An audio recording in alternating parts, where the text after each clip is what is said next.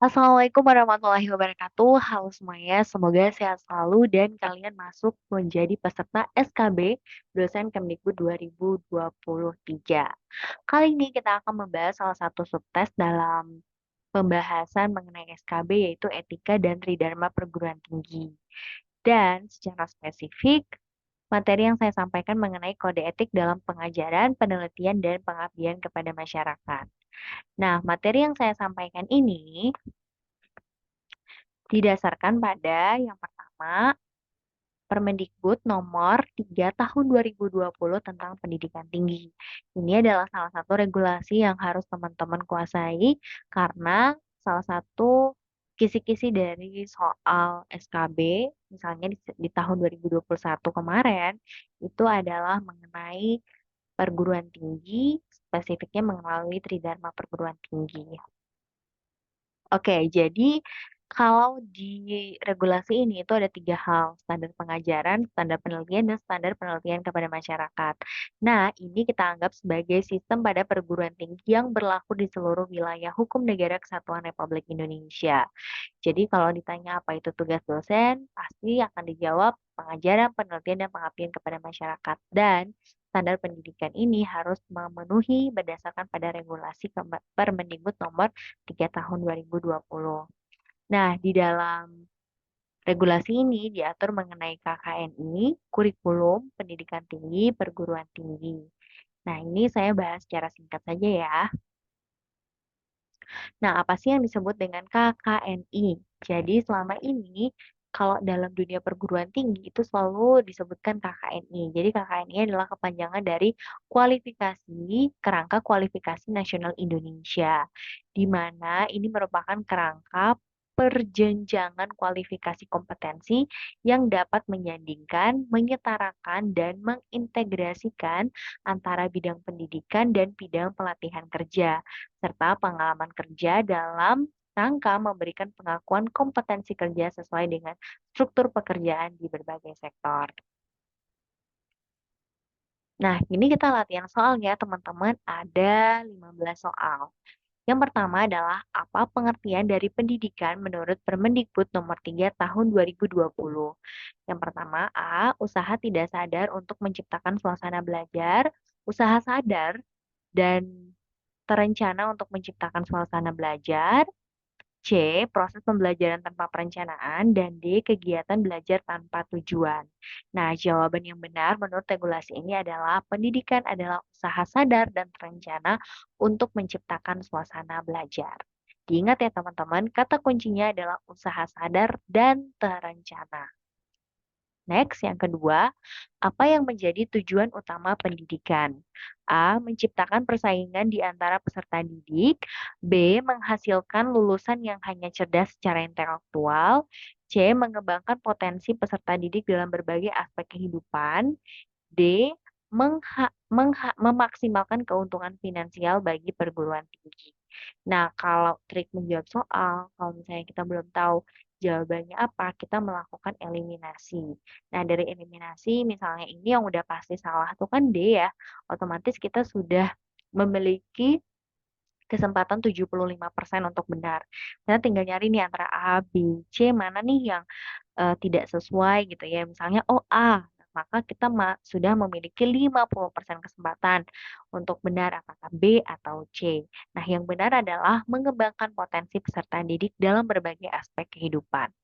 Yang ketiga, apa yang dimaksud dengan pendidikan tinggi? A. Jenjang pendidikan setelah pendidikan dasar. B. Semua bentuk pendidikan di tingkat universitas. C. Jenjang pendidikan setelah pendidikan menengah. D. Pendidikan di tingkat lanjut yang hanya mencakup program sarjana. Oke, jawaban yang benar adalah C ya teman-teman. Kalau di sini sudah sangat jelas. Yang berikutnya, nomor 4, di bawah ini yang termasuk program-program dalam pendidikan tinggi diantaranya A. Hanya program sarjana, B. Program sarjana, diploma, dan magister, C. Hanya program doktor dan profesi, D. Semua program kecuali diploma. Nah, jawaban yang benar adalah program sarjana, diploma, dan magister, karena pertanyaannya adalah yang termasuk diantaranya. ya. Jadi walaupun bukan hanya sarjana, diploma, dan magister, masih ada program dokter dan profesi, tapi karena pertanyaannya adalah mana yang termasuk atau di antaranya, maka jawabannya adalah B, sarjana, diploma, dan magister. Yang kelima, standar nasional pendidikan tinggi terdiri atas 3 komponen utama, yaitu standar nasional, pendidikan, penelitian, dan pengabdian kepada masyarakat. Nah, ini sudah pasti jelas ya, intinya adalah kalau ditanya soal standar nasional pendidikan tinggi, jawabannya adalah 3 hal, pendidikan, penelitian, dan pengabdian kepada masyarakat. 6. Mengapa standar pendidikan nasional, penelitian, dan pendidikan kepada masyarakat dianggap sebagai satu kesatuan yang tidak dapat terpisahkan?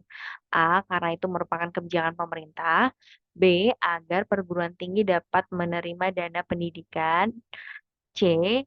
Dalam rangka melaksanakan tridharma perguruan tinggi. D. Hanya untuk memudahkan pengelolaan administrasi. Jawaban yang benar adalah C ya, dalam rangka pelaksanaan tridharma perguruan tinggi. Selanjutnya, apa yang dimaksud dengan tridharma perguruan tinggi? Nah, ini eh, saya mencoba mengambil 3 soal ya tentang tridharma perguruan tinggi agar teman-teman bisa mengingat. Intinya adalah 3 kegiatan utamanya ada di B, pendidikan, penelitian, dan pengabdian kepada masyarakat. Nomor 8, apa tujuan dari pemenuhan standar nasional pendidikan tinggi? A. Hanya untuk memenuhi persyaratan pemerintah.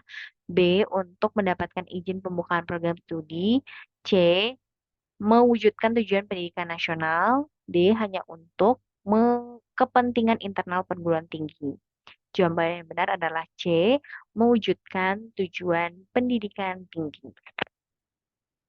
Yang berikut, manakah pernyataan yang benar mengenai keterkaitan antara standar nasional pendidikan tinggi dengan izin pendirian perguruan tinggi? Nah, jawaban yang benar adalah C. Izin pendirian perguruan tinggi didasarkan pada standar nasional pendidikan tinggi. Jadi, sebuah perguruan tinggi jika ingin mendapatkan izin, dia harus memenuhi standar nasional PT atau perguruan tinggi.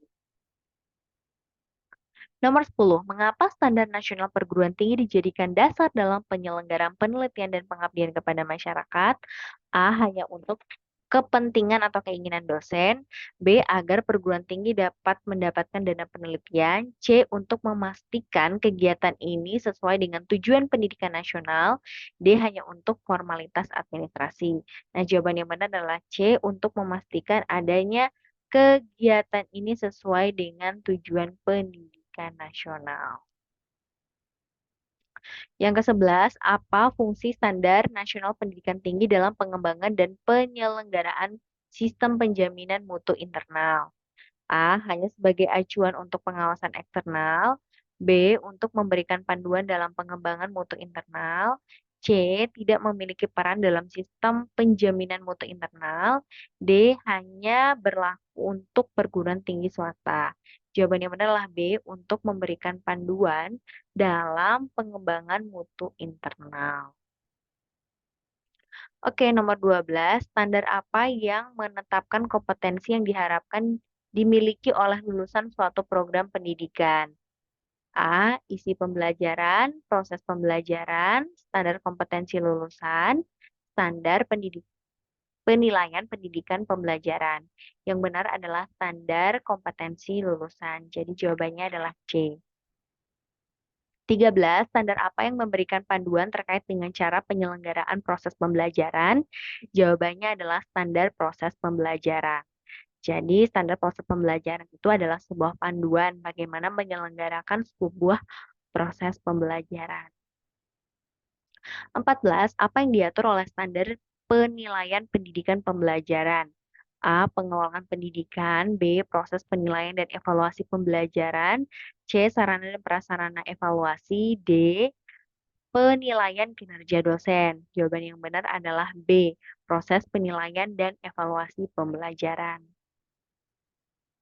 15. Standar apa yang memberikan pedoman terkait dengan kualifikasi dan kinerja dosen serta tenaga kependidikan? Nah, sudah sangat jelas ya.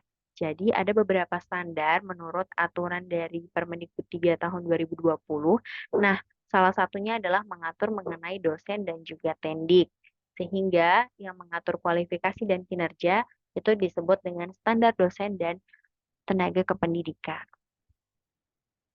Apa bentuk perguruan tinggi yang dapat memberikan gelar akademik, baik pendidikan sarjana, magister, dan doktor? Jawaban yang benar adalah universitas. Nanti teman-teman silahkan mencari apa perbedaan antara universitas, sekolah tinggi, dan akademi atau komunitas. Oke teman-teman, itu dia beberapa pertanyaan yang bisa kalian pelajari mengenai standar pendidikan tinggi. Nah, jangan lupa subscribe ya, kita akan lanjut lagi untuk materi-materi lain. Tetap semangat, terima kasih. Wassalamualaikum warahmatullahi wabarakatuh.